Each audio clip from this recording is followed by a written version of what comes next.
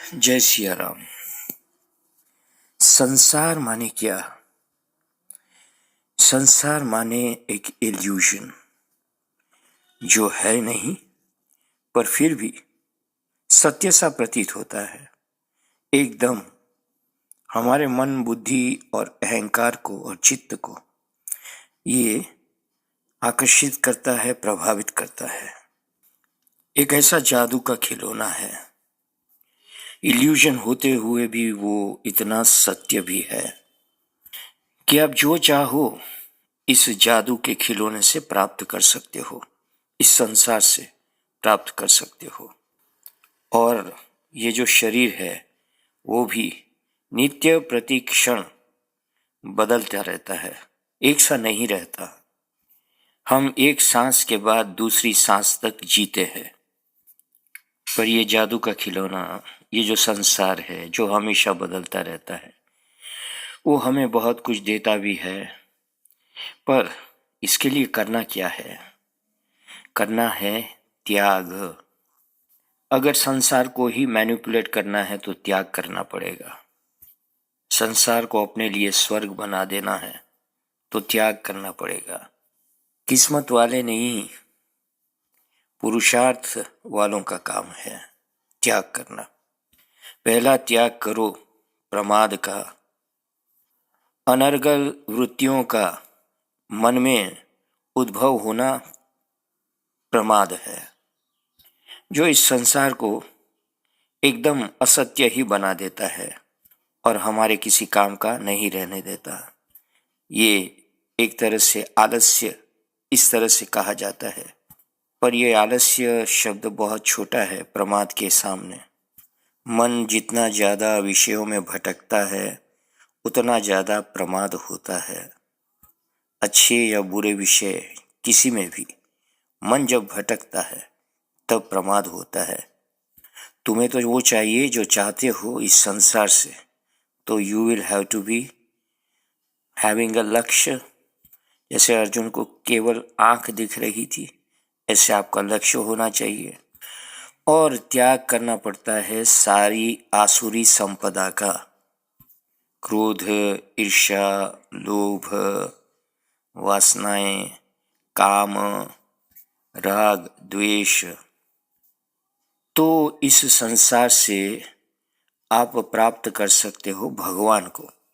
ये कहीं दूर देश में, आकाश में, अंतरिक्ष में भगवान बैठा है ऐसा नहीं है, इसी संसार में वो प्राप्त होता है। और फिर दैवी गुणों का आधान करना, यानी कि पुरुषार्थ, प्रेम, करुणा, क्षमा आदि, इन सत्य, अहिंसा, तो इन दैवी गुणों का आधान करना, धारण करना। You have to wear proper apparel and ornaments and that is called दैवी गुण। तो आपको यहाँ ईश्वर, परमात्मा, भगवान प्रत्यक्ष प्रत्यक्ष अपरोक्ष प्राप्त हो जाएंगे, स्व का अनुभव हो जाएगा। जैसे आप नहीं कह सकते कोई मैं नहीं हूँ, आपको अपना अपरोक्ष अनुभव है इसी तरह से, मगर वो रहता नहीं हमेशा, क्योंकि आप अपने को जुड़ा हुआ मानते हो संसार की चीज़ों से, पदार्थों से, व्यक्तियों से, स्थितियों से, परिस्थितियों से। इसलिए आपको अपना अपरोक्ष ज्ञान हमेशा नहीं रहता। इसी तरह से परमात्मा भी अपरोक्ष अनुभूति होती है, साक्षात अनुभूति होती है, दोनों होती है। जैसे आपके हाथ में घड़ी है तो घड़ी महसूस भी होती है और दिखती भी है, इस तरह से। तो लक्ष्य तो परम लक्ष्य है, परमार्थ का लक्ष्य है। परम अर्थ कहते हैं परमार्थ को, तो ये लक्ष्य है। तो संसार में ये भी मिल जाता है। तो ये जो मानव देह है ये इतना उत्तम है। यहाँ इस इल्यूजन से बाहर निकलने की आपको एक प्रणाली प्राप्त होती है इस देह में रहते हुए, क्योंकि आप समझदार हैं। प्राणी ऐसे हैं कि आप समझते हैं, पता नहीं आपको, मगर जो हर एक पदार्थ में से इत्र बना लेते हैं, है कि नहीं? इतना मानवता में इतना शक्ति है। कोई भी वस्तु लेकर एकदम जबरदस्त व्यंजन बना देते हैं, मिठाई बना देते हैं। किसी भी संसार की वस्तु को, पदार्थ को लेकर उसे सुंदर बना देना मनुष्य का ही कार्य है, और भीभत्स बना देना भी मनुष्य का कार्य है। तो जब हम जानवर बन जाते हैं मनुष्य शरीर में रहते हुए, तब इस तरह की भीभत्सता हमारे में उद्भव होती है।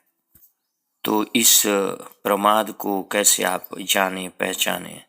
भटकते हुए रहते हैं लोग, कभी सोते ही रहते हैं, डिप्रेशन में आ जाते हैं, और कभी पता ही नहीं चलता कि रास्ता कहाँ है। तो इस प्रमाद का ही कारण है कि इस संसार में ये जादू का खिलौना बहुत दुखी करता है लोगों को। तो आप इस बातों से जो मैंने अभी कही समझना है तो उठो और कुछ करके बताओ। सभी की निंदा करना, दुनिया सारी की निंदा करते बैठना कि भैया उस देश में क्या हो रहा है, इस क्रिकेट के मैदान पे क्या हो रहा है, इस गली में वो क्यों लड़ रहे हैं, वहाँ क्यों इस तरह से बनाया जा रहा है, इलीगल लीगल, ऐसे ऐसे सारे प्रश्न। अरे भाई साहब, न्यूज़पेपर पकड़ोगे तो प्रथम प्रमाद है, प्रथम प्रमाद, एकदम भारी प्रमाद है। ये आपके मन में नेगेटिव विचार लाता है। इससे पॉजिटिव विचार कहाँ से आएंगे? पॉजिटिव विचार आएंगे अंतर्दृष्टि करके, अंतर्दर्शन करके, मैं कौन हूँ, कैसा हूँ, क्या हूँ। और हाथ पैर हिलाओ। भाई हम नहीं कहते कि कसरत करो, अपने को कार्य में लगाओ, किसी भी कार्य में, कर्म में लगाना, कार्य में लगाना। कर्म बड़ी चीज होती है, उद्देश्य पूर्ण कार्य कर्म होता है, और कार्य मात्र मतलब कि ये करना है, कोई बता दिया करो, ये कर दिया तो ये कार्य हो गया। अक्सर लोगों को देखा गया है कि जीवन का कम से कम 1.5 आवर्स, कम से कम बता रहा हूँ, ये होता है स्क्रीन आवर्स। हाँ, स्क्रीन आवर्स वो देखते हो जो कि है ही नहीं, है कि नहीं? संसार तो दिखता नहीं है, स्क्रीन दिखता है, और वो नहीं है, हो गया है, होने वाला कुछ दिखता नहीं है। नहीं, कल की लॉटरी की टिकट का नंबर नहीं दिखेगा आपको कि कल कौन सा रेस का घोड़ा जीतने वाला है, ये तो स्क्रीन पर नहीं दिखेगा आपको। आप बहुत सी भविष्यवाणियां करने वाले मिल जाएंगे, न वो खुद को जानते हैं न दुनिया को जानते हैं, मगर बातें ऐसी करते हैं कि कल कुछ होने वाला है। तो ये सब जो है स्क्रीन आवर्स होते हैं। पहले तो आँखों को, दिमाग को, आपके मस्तिष्क को आराम से दूर ले जाता है और बिगाड़ देता है। तो ये जो है प्रमाद का प्रथम लक्षण है। और दूसरा है कि बस सोते रहें, कोई किताब पढ़े, कोई लिखा है किसी ने, चला एंटरटेनमेंट सारा दिन, ये भी एक प्रमाद है। ऐसा कुछ क्रिएटिव काम करते हो तो मजा की बात है, करो।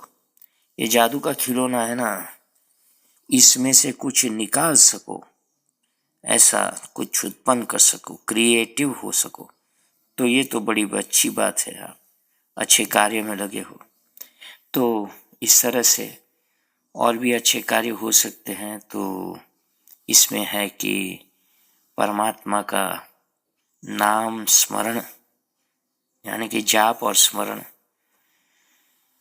और शास्त्रों को पढ़ना, ये भी एक अच्छी बात है। अगर कुछ ना हो सके तो फिर ये भी करते रहो। और ध्यान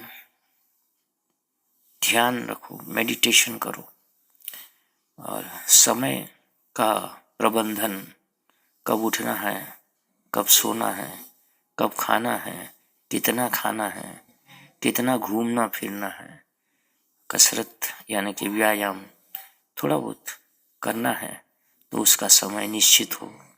इस तरह से, और घर के रख रखाव की, अपने परिवारजनों के सुख की चिंता, यानी कि सुख के बारे में प्रयत्न करना, ये बात। तो अपने आजू बाजू के लोगों को मदद करना, जीवन का इस तरह का उद्देश्य होते जाए तो आप त्याग कर रहे हो। समझो आप त्याग किन बातों का करते हो, तो अभी पहले मैंने समझा दिया। जय सिया राम, जय सद्गुरुदेव।